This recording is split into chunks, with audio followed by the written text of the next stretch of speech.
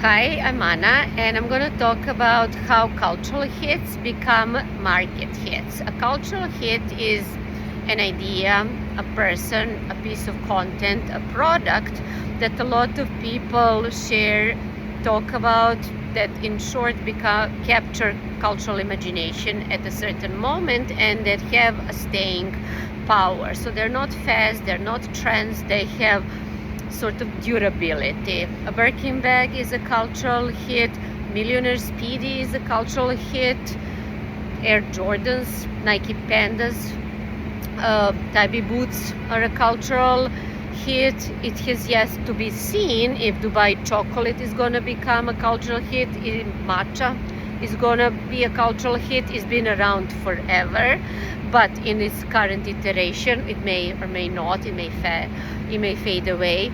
Labubus, they are super popular right now. They're a little fading, but now there are furry ones, there are mini ones, so maybe they show up unbelievably and become unbelievably durable.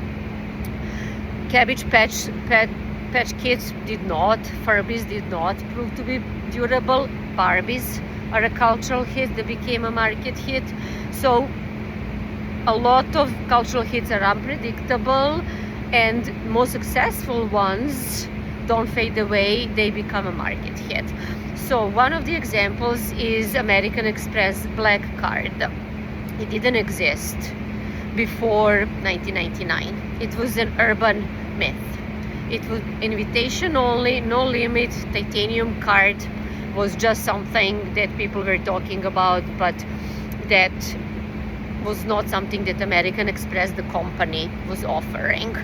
When American Express launched its Black Card, that is when the cultural hit, something that people were talking about, an idea, a rumor, an urban myth, urban lore, became a market hit.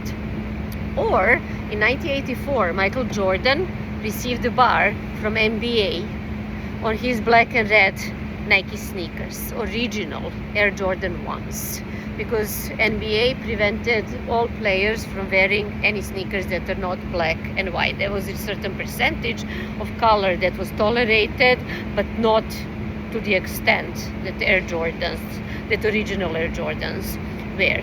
So they had to be 51% white. Well, Michael Jordan's Air Jordans were not. So Michael Jordan kept wearing his sneakers and Nike kept paying the fine. So 5,000 fine per game was the best marketing Nike ever did and best marketing budget ever spent throughout the entire season. So Nike then turned that ban into banned campaign. It took NBA until 2018 to remove all sneaker restrictions.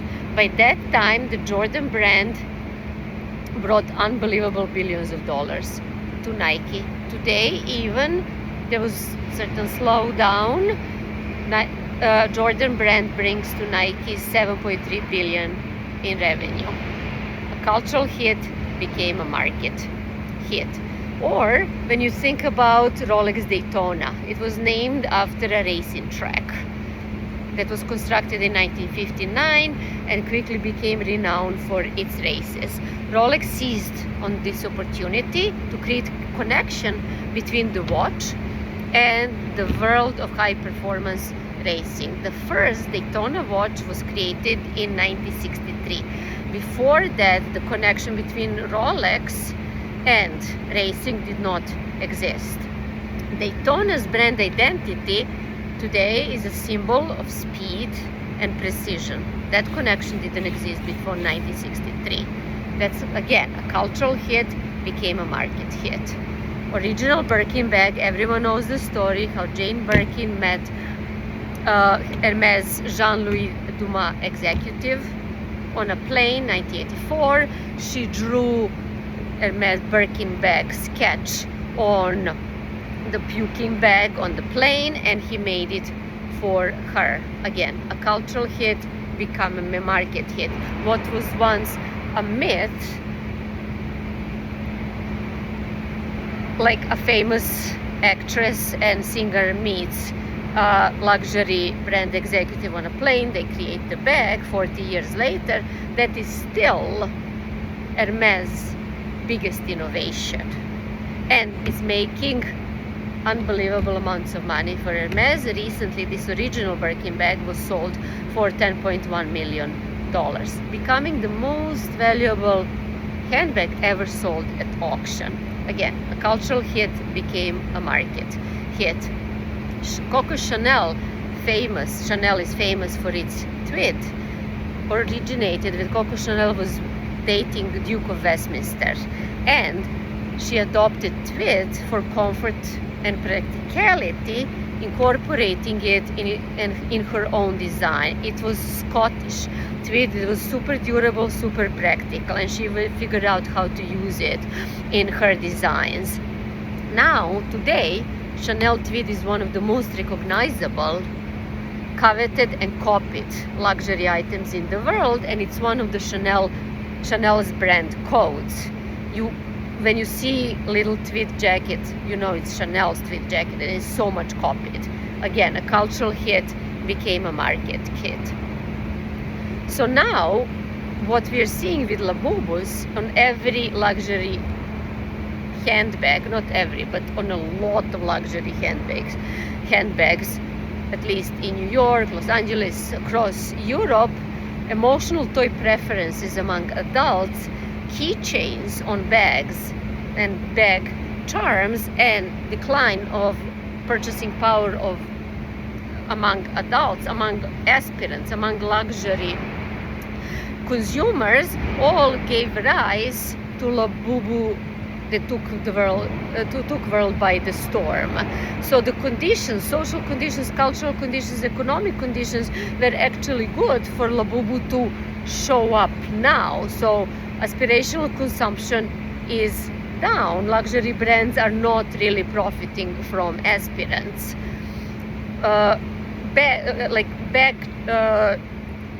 Bag charms have been going around for a really long time, and then rise of toys among adults has been growing.